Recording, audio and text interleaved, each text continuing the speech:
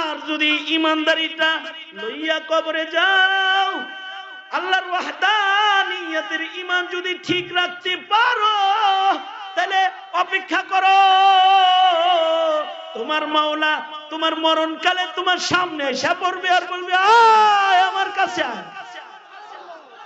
ইন্নাল্লাযীনা ক্বালু রাব্বুনাল্লাহ,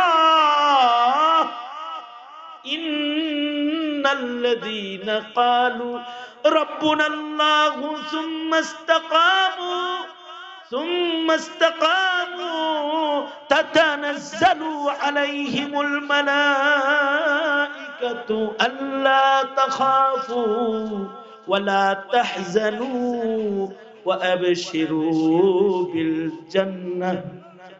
وأبشروا بالجنة التي كنتم توعدون نحن أولياؤكم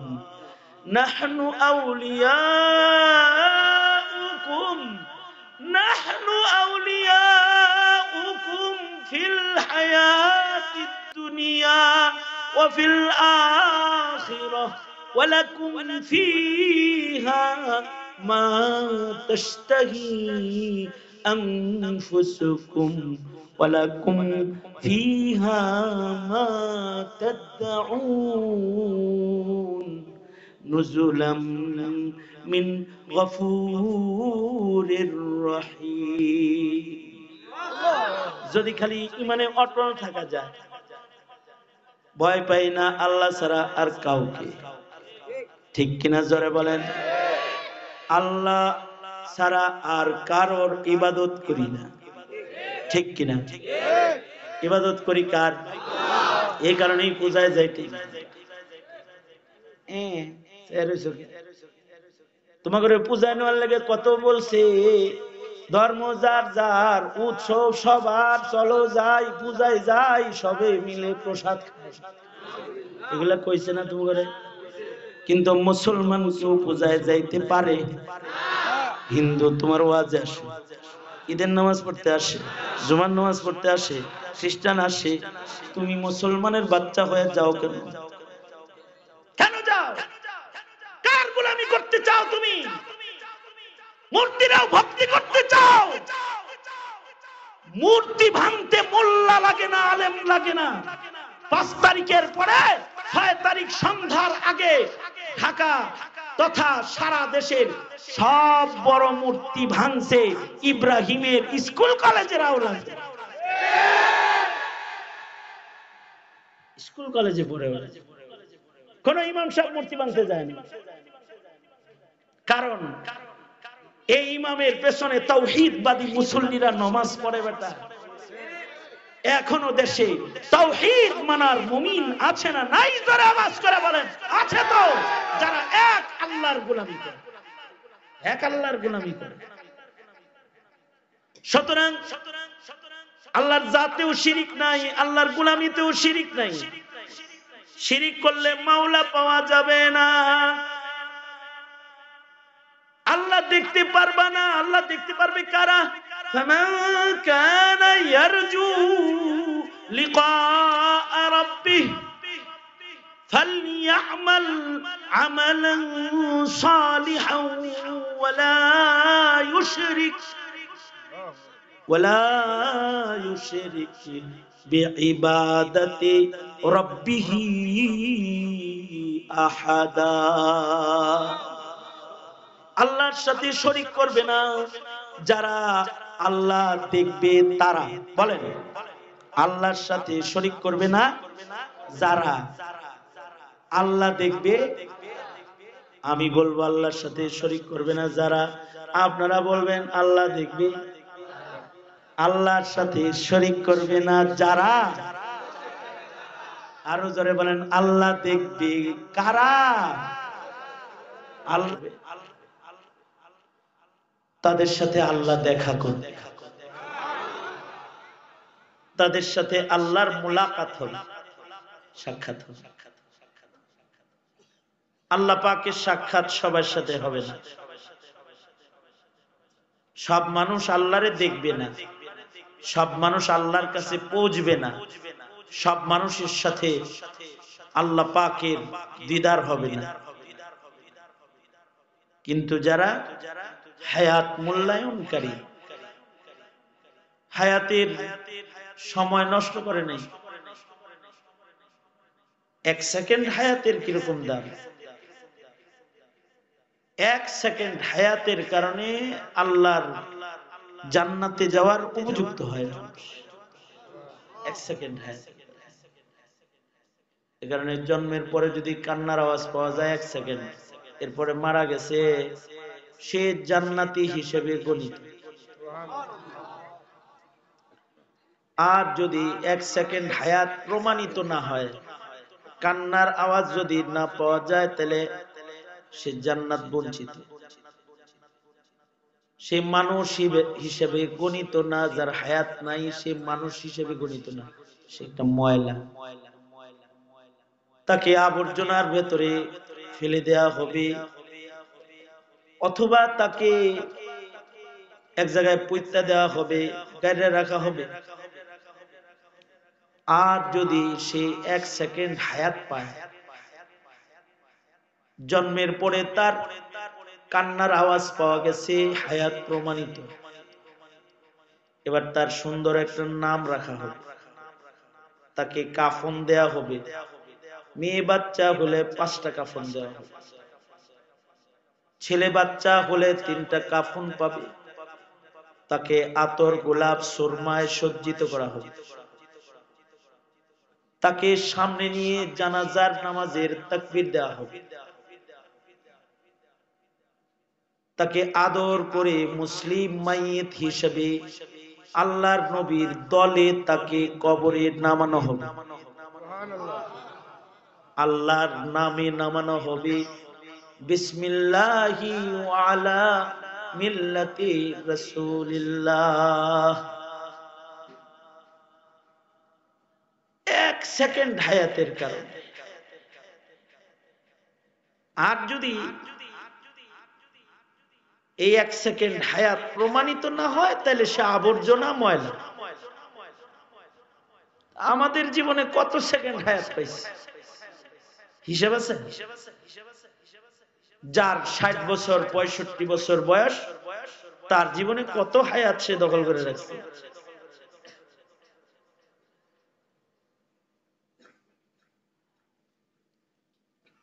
লম্বা হায়াত যার,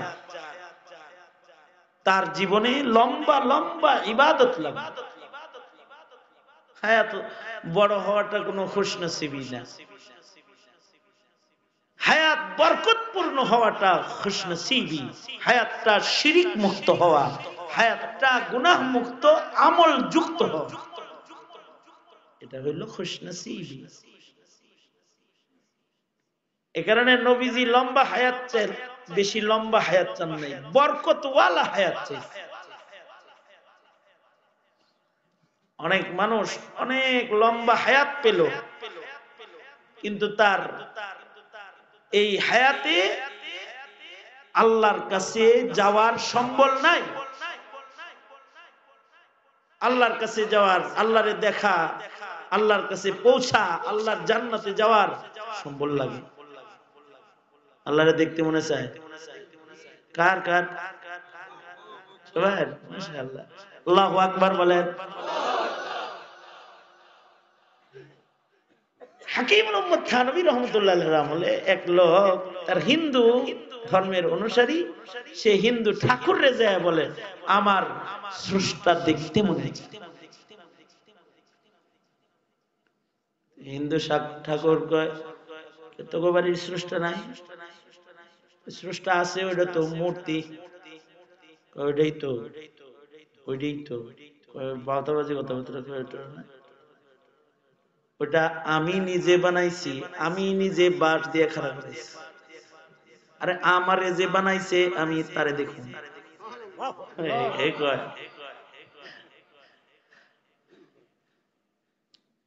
তো হিন্দু ভদ্রলোক কয়, আমি তো ছোট ঠাকুর,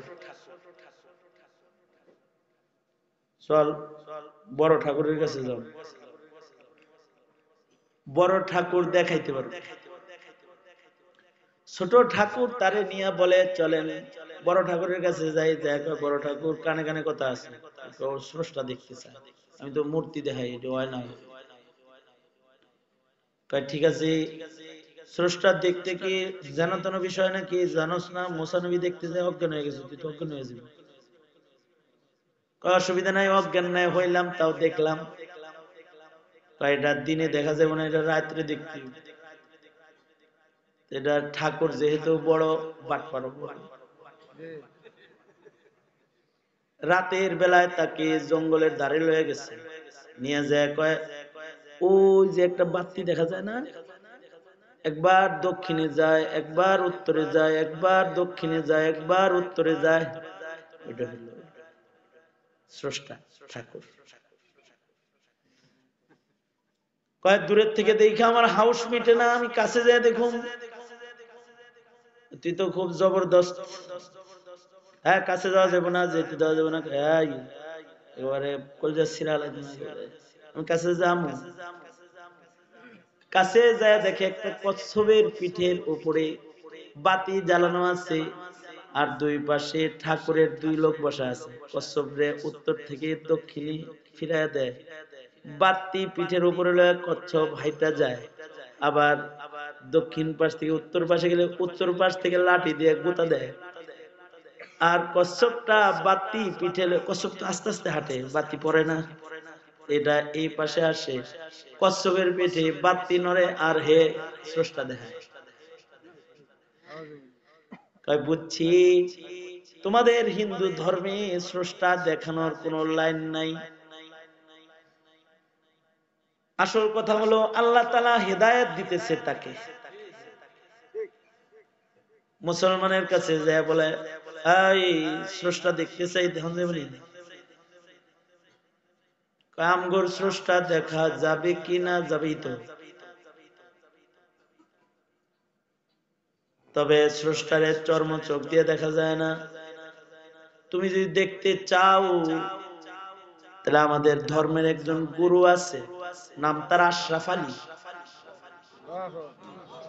চলো তোমাকে আশরাফ আলীর কাছে লয়ে যাই। তো হেরে দইরা মুসলমানে আশরাফ আলী থানভী রহমতুল্লাহর কাছে লয়ে গেছে। হযরত থানভী রহমতুল্লাহর কাছে গেছে, আর হযরত থানভী তাড়াতাড়ি তারে বসার জায়গা দিছে। থানভী রহমতুল্লাহ আলাইহি তাকে বলে আহারে কত দূর থেকে আসছে, বসে বসে আসতেছে। ভেতরে যায় পানি নিয়ে আসছে।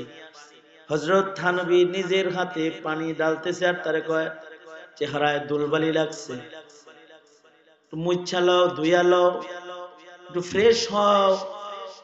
না আমি আশরাফ আলীর কাছে আসছি, দেখা হবে আশরাফ আলীর সাথে, কথা হবে, আগে হাত মুখ ধোবো। হাত মুখ ধৌত করাইছে, ভেতর থেকে শুকনো খাবার নিয়ে আসছে, খাওয়াইছে। আশরাফ আলী কোথায়? কয় তার সাথে আমার জরুরি আলাপ। জরুরি আলাপ হবে, তোমার চোখে ক্লান্তির ছাপ, এত জরুরি কথা এত ক্লান্তি নিয়ে হবে না, তুমি একটু ঘুমাও। হিন্দু ভদ্রলোক ভাবতাছি আশরাফ আলী বাইত নাই, তাই এত বাহানা করতেছে। লোকটা একটু কাত হইছে, পায়দল সফর করে এসেছে, ক্লান্ত মুসাফির, কাত হওয়ার সাথে সাথে ঘুমায় পড়ছে। আর হযরত থানভী রহমাতুল্লাহ আলাইহি বসে বসে তারে বাতাস দিতেছে। লম্বা ঘুমের পরে গরমের দিন ঘুম ভাঙছে, আর চিন্তা গেছে, তুমি আমারে বাতাস দিয়ে ঘুম পাড়াও, আমি কি ঘুমাইতে আইছি? আমি জরুরি আলাপ লইছি। আশরাফ আলী কোথায়? এই যে যাকে সামনে দেখতেছো ইনি আশরাফ আলী।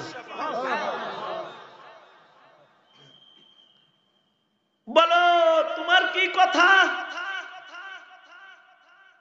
আমার কথা নাই, আমার সব উত্তর হয়ে গেছে। লিকায়ে তু জবাবে হর সওয়ালাস, তোমার সাক্ষাৎ আমার জিন্দেগির সব প্রশ্ন ভুলাইয়া দিয়েছে।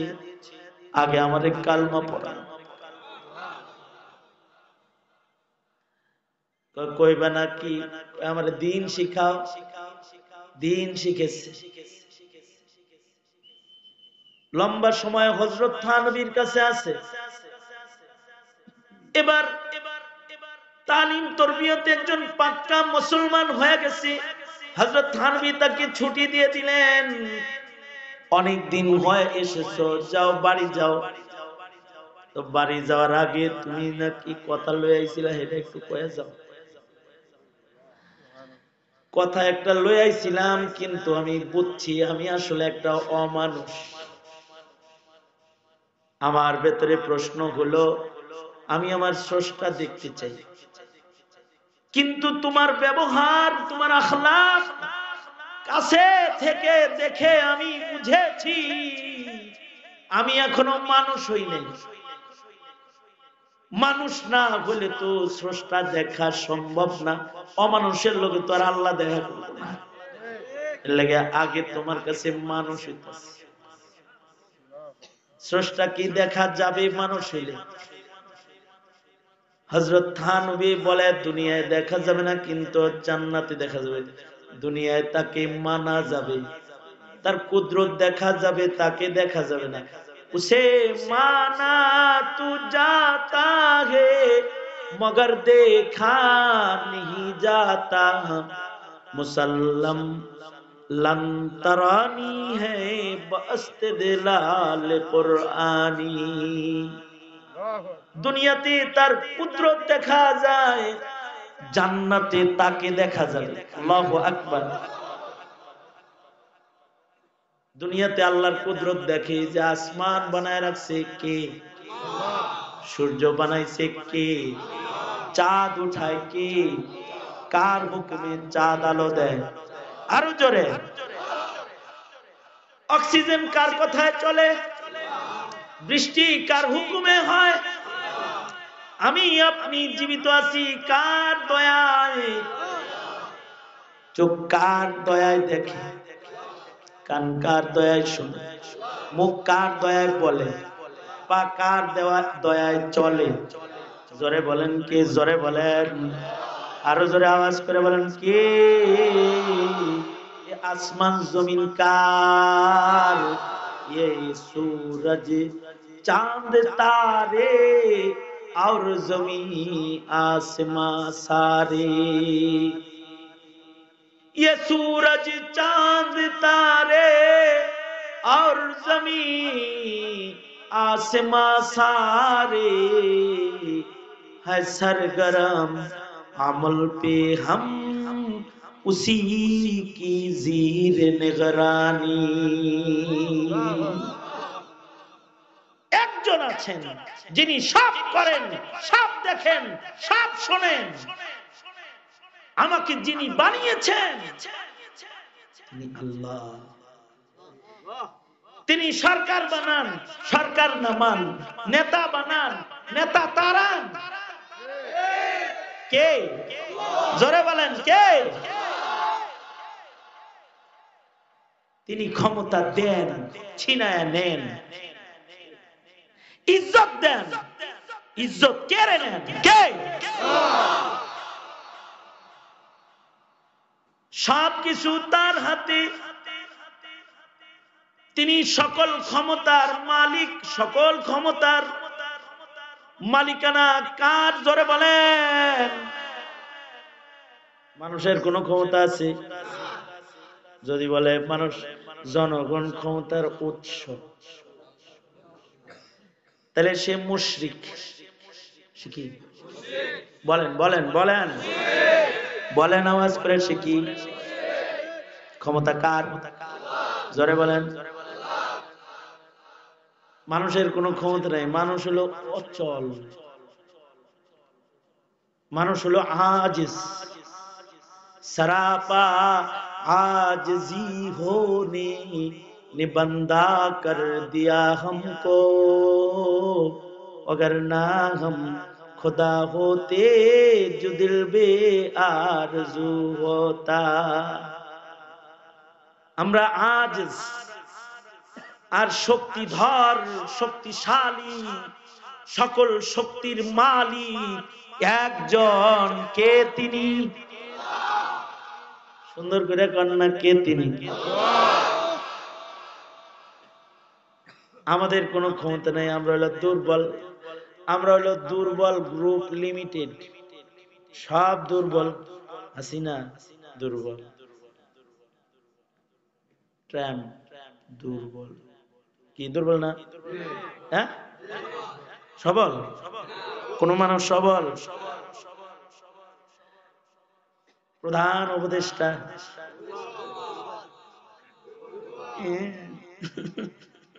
দুর্বল। যত মানুষ আছে সব দুর্বল। পেশাবে চাপ দিলেই বোঝা যায় কত দুর্বল। একটা ছিদ্রি কন্ট্রোল করার ক্ষমতা নেই। ক্ষমতার চেয়ার থেকে উঠে দৌড় দিব, কইজান করতে। আরে ভাই, একটা ছিদ্রি কন্ট্রোল করার ক্ষমতা নাই, এত লাফালাফি করে। মানুষ হলো দুর্বল। সবল কে? সকল শক্তি কার?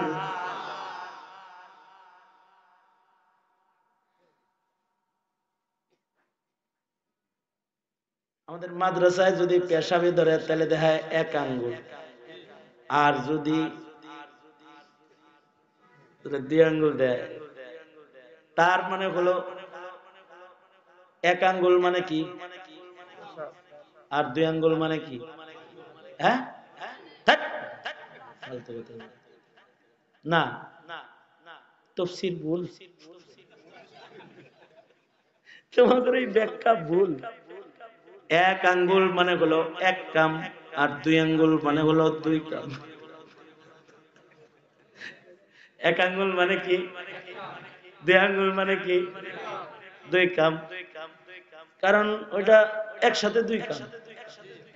কেউ যদি চিন্তা করে আমি একটা ক্ষমতাশীল লোক, আমি দুই কাম করুন না, আমি শুধু একটা ডেলিভারি দিব, দ্বিতীয়টা দিব না, ওই যে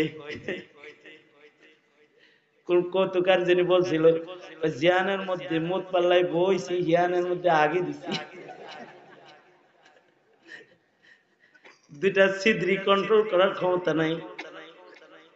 যত বড় ক্ষমতাধরী হোক, সে যদি একেবারে শক্ত করে বৈশাখ যে শুধু ঘনটা ডেলিভারি হবে, পাতলাটা হবে না, শুধু হাগু করব মুতু করব না, কাজ হবে না। যতই চাপা চাপি করো, এক হাত ফোটা বের হয়ে যাবে। তার মানে তোমার নিজের দেহ তোমার আনকন্ট্রোল, আর দেশ কন্ট্রোল করতে চাও সবসময়। পেশাবের চাপ সহ্য করতে পারো না, জনতার চাপ সহ্য করবা কেমনে?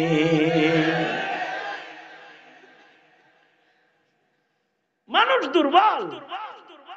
সবল একজন, তিনি কে? খালি শ্রোতা আইতেছে, আপনারা করতে এলেন, মাইকের আওয়াজ হই না, ওয়াজ শুনতে আসছেন, তাহলে তো আজ করাই লাগে, তাহলে করি একটু আজ, নাকি বলেন? হ্যাঁ, আজকে তাহলে একটু বয়ান করে এলাই। কতক্ষণ? হ্যাঁ, কতক্ষণ? 1 ঘন্টা, 2 ঘন্টা, সারা রাত, ফজর পর্যন্ত? আপনারা, আমি না।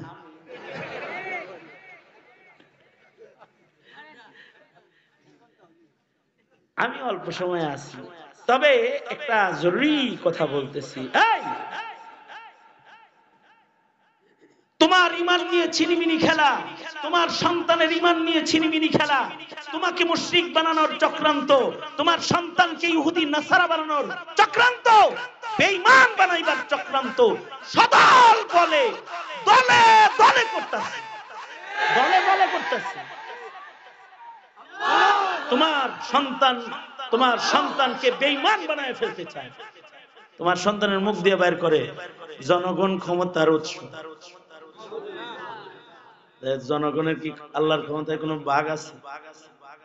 এই বুঝা শোনা কর, জনগণের কি আল্লাহর ক্ষমতায় কোনো ভাগ আছে? এই মোবাইলটা দেন, বেশি বেশি বিশাল কথা কান কার লাগে। আল্লাহর ক্ষমতার ভেতরে কারোর কোনো ভাগ আছে? আল্লাহর উলুহিয়তের ভেতরে কারো কোনো ভাগ আছে? জোরে জোরে বলেন আছে? আল্লাহ পাকের মুলুকিয়তের ভেতরে কারোর ভাগ নেই। লা শারীকা লাহু, তার জাতে কোনো শরীক নাই, তার সিফাতে কোনো শরীক নাই, তার ইবাদতে কোনো শরীক নাই। ঠিক কিনা? জোরে বলেন, জোরে বলেন, জোরে বলেন, ঠিক না ঠিক? জোরে বলেন। সুতরাং ইবাদত করব একমাত্র কার? ভরসা করব একমাত্র কার পড়ে? আরো জোরে জোরে হলো না? ভরসা করব কার পড়ে? ইন্ডিয়ার উপরে কোনো ভরসা আছে? চতুর্দিকে ইন্ডিয়া থাকলে কি ওর উপরে কোনো ভরসা আছে? আরে আমাদের সাথে আছে কে? ভরসা কার পড়ে? ইনশাআল্লাহ দিল্লির কেল্লায় কালিমার পতাকা উড়াবো। কারণ আমরা কার গোলাম? আমরা ভরসা করি কার পরে? হাসিনার ভরসা ইন্ডিয়ার পরে হইতে পারে, অন্য কারোর ভরসা অন্য কারোর উপরে হইতে পারে, কিন্তু আমাদের ভরসা কারোর উপরে না। আমাদের ভরসা কার উপরে? জোরে বলেন আল্লাহ। লা ইলাহা ইল্লাল্লাহ, লা ইলাহা ইল্লাল্লাহ, লা মা'বুদা ইল্লাল্লাহ, লা মা'শুকা ইল্লাল্লাহ। আল্লাহ আল্লাহ আল্লাহ আল্লাহ আল্লাহ আল্লাহ আল্লাহ আল্লাহ। সকল ক্ষমতা তার। সুতরাং রাজনীতি করো ভালো কথা, এই জায়গায় গন্ডগোল লাগায় রাজনীতি করো না। এই জায়গায় গন্ডগোল করে দল করবার রাজনীতি করবা, মরবা। মরবা তো এমনি মরবা, কিন্তু কবরে যায় দোজখে মরবা। কারণ আল্লাহর সাথে কারোর শরীক করলে আল্লাহরে পাইবা না। আর যদি ইমানদারিটা লইয়া কবরে যাও, আল্লাহর ওয়াহদানিয়তের ঈমান যদি ঠিক রাখতে পারো, তাহলে অপেক্ষা করো, তোমার মাওলা তোমার মরণকালে তোমার সামনে এসে পড়বে আর বলবে, আয় আমার কাছে আয়। ইন্নাল্লাযীনা ক্বালু রাব্বুনাল্লাহ, ইন্নাল্লাযীনা ক্বালু রাব্বুনাল্লাহু সুম্মা ইসতাকামু তাতানাজ্জালু আলাইহিমুল মালাইকাতু আল্লা তাখাফু ওয়া লা তাহজানু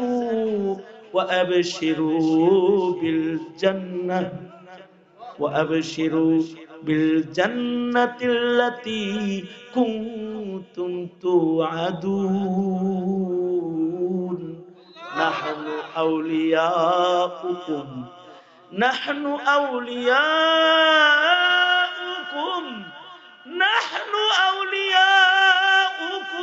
في الحياة الدنيا وفي الآخرة ولكم فيها ما تشتهي أنفسكم ولكم فيها ما تدعون نزلا من غفور رحيم। যদি খালি ইমানে অটল থাকা যায়, ভয় পাই না আল্লাহ ছাড়া আর কাউকে, ঠিক কিনা? জোরে বলেন। আল্লাহ ছাড়া আর কারোর ইবাদত করি না, ঠিক কিনা? ইবাদত করি কার? এই কারণেই পূজায় যাইতে। তোমাকে পূজায় নেওয়ার লাগে কত বলছে, ধর্ম যার যার, উৎসব সবার, চলো যাই পূজায় যাই সবে মিলে প্রসাদ খায়, এগুলা কইছে না তোমাকে? কিন্তু মুসলমান কেউ পূজায় যাইতে পারে? হিন্দু তোমার ওয়াজে আসে, ঈদের নামাজ পড়তে আসে, জুমার নামাজ পড়তে আসে, খ্রিস্টান আসে, তুমি মুসলমানের বাচ্চা হয়ে যাও কেন? গোলামি করতে চাও, তুমি মূর্তিরাও ভক্তি করতে চাও, মূর্তি ভাঙতে মোল্লা লাগে না, আলেম লাগে না। 5 তারিখের পরে 6 তারিখ সন্ধ্যার আগে ঢাকা তথা সারা দেশের সব বড় মূর্তি ভাঙছে ইব্রাহিমের স্কুল কলেজের আওলাদ। স্কুল কলেজে পড়ে কোন ইমাম সাহেব মূর্তি ভাঙতে যায়নি। কারণ এই ইমামের পেছনে তাওহীদবাদী মুসল্লিরা নামাজ পড়ে। বেটা, এখনো দেশে তাওহীদ মানার মুমিন আছে না নাই? জোরে আওয়াজ করে বলেন। আছে তো, যারা এক আল্লাহর গোলামি করে, এক আল্লাহর গোলামি করে। সুতরাং আল্লাহর জাতেও শিরিক নাই, আল্লাহর গোলামিতেও শিরিক নাই। শিরিক করলে মাওলা পাওয়া যাবে না, আল্লাহ দেখতে পারবা না। আল্লাহ দেখতে পারবে কারা? ফামান কানা ইয়ারজু লিকাআ রাব্বিহ ফালইয়ামাল আমালান সালিহান ওয়ালা ইউশরিক বিইবাদাতি রাব্বিহি আহাদা। আল্লাহর সাথে শরীক করবে না যারা আল্লাহ দেখবে তারা। বলেন, আল্লাহর সাথে শরীক করবে না যারা আল্লাহ দেখবে। আমি বলবো আল্লাহর সাথে শরীক করবে না যারা। আপনারা বলবেন আল্লাহ দেখবে। আল্লাহর সাথে শরীক করবে না যারা। আরো জোরে বলেন, আল্লাহ দেখবে কারা? আল্লাহর সাথে শরীক করবে না যারা আল্লাহ দেখবে। জোরে বলেন, আল্লাহ দেখবে। এই যে জিনিসটা আছে, এটা প্রজন্মের সবাইরে যদি শিখান তাহলে প্রজন্মের ঈমান বাঁচবে। সন্তানদের শিখাইতে হইব, ছেলে মেয়েরে শিখাইতে হইব, ঠিক কিনা? এই ঠিক কিনা? শিখাইতে হইব না? সন্তানরে ঈমান শিখাইতে হইব না? সন্তানরে বাড়ি করে দিলে চলবো না, ঈমান শিখাইতে হইব। ডাক্তার বানাইলে চলবো না, ঈমানদার বানাইতে হইব। ইঞ্জিনিয়ার বানাইলে চলবো না, ঈমানদার বানাইতে হইব। যে বাবা সন্তানরে ঈমানদার বানায় না, ও বাবা হলো কুখ্যাত বাবা। আর যে বাবা ঈমানদার বানাবে তারা হবে সুখ্যাত বাবা। এদেরকে সন্তানের কারণে আল্লাহ তাআলা জান্নাত দিবে। আল্লাহু আকবার বলেন। কিছু বাপেরা সন্তানের কারণে জান্নাত পাবে, আর কিছু বাপেরা সন্তানের কারণে দোজখে যাবে। যে বাবা সন্তানকে ঈমান শিখায় নাই, দুঃখ লাগে। জাতির পিতা দেশ জয় করেছে, স্বাধীনতার জন্য কাজ করেছে, কিন্তু মূর্তি কি এটা শিখায় নাই নিজের মেয়ের। আলেমরা মূর্তির বিরুদ্ধে কথা বলেছে বিদায় আলেমদেরকে জেলখানায় দিয়েছে। মোদির আগমন বাধা দিয়েছে তো আলেমদেরকে জেলখানায় দিয়েছে। মূর্তির প্রতি ভালোবাসা এটা ঈমানদারের লক্ষণ না, মুশরিকের লক্ষণ। কার লক্ষণ? জোরে বলেন। সুতরাং আমরা কেউ মূর্তির প্রেমিক, আমরা কার প্রেমিক? জোরে বলেন, আল্লাহর প্রেমিক। এবার ফিনিশিং কথা হলো, তাহলে আমরা আমাদের হায়াতে ইবাদত করব কার? ইবাদত নামাজ পড়া কি? নামাজ পড়া ইবাদত। রোজা রাখা কি? রমজান মাস আইতেছে। হজ যাকাত কি? ইবাদত। ওয়াজ শোনা কি? ওয়াজ করা কি? কোরআন পড়া কি? কোরআন শোনা কি? জিকির করা কি? কোরআন পড়া কি? পর্দা করা কি? এই যত ইবাদত শরীয়তে ইসলামে আছে সব ইবাদত করতে হবে। ইবাদতের কিছু প্রকার আছে, কিছু ইবাদত আছে ফরজ, কিছু ইবাদত আছে ওয়াজিব, কিছু ইবাদত আছে সুন্নাত, কিছু ইবাদত আছে নফল, কিছু ইবাদত আছে মুস্তাহাব। যত ইবাদত আছে সব ইবাদত করার নাম ইমানদারি। আর ইবাদত যার যত বেশি, আল্লাহর সাক্ষাৎ তার তত তাড়াতাড়ি হবে। সুতরাং নামাজ পড়বো না ছাড়বো, রমজানের রোজা রাখবো না ছাড়বো, মাদ্রাসা মসজিদের খেদমত করবো না ছাড়বো। কারা কারা? আল্লাহ ওয়াদা করিতেছি আর কোনদিন নামাজ কাজা করব না, আর কোনদিন জুলুম করব না, আর কোনদিন ইসলামের দুশমনদেরকে ভোট দিব না। আসতে গেলেন চিল্লায় এখন ইনশাআল্লাহ, চিল্লায় বলেন ইনশাআল্লাহ, চিল্লায় বলেন। হ্যাঁ, আর একটা কথা, এমনি এমনি করে আলেম ওলামা যেখানে, আলেম নাই যেখানে, যেই তবলিগে আলেম নাই, যেই খানকায় আলেম ওলামা নাই, যেই রাজনীতিতে আলেম নাই, মনে থাকবে তো? থাকবে তো? তাহলে আলেম বানানো তো চালু রাখা দরকার না বন্ধ করে দেওয়া দরকার? হাফেজ বানানো চালু দরকার না বন্ধ করে দেওয়া দরকার? চালুর পক্ষে আপনারা ভোট করেন।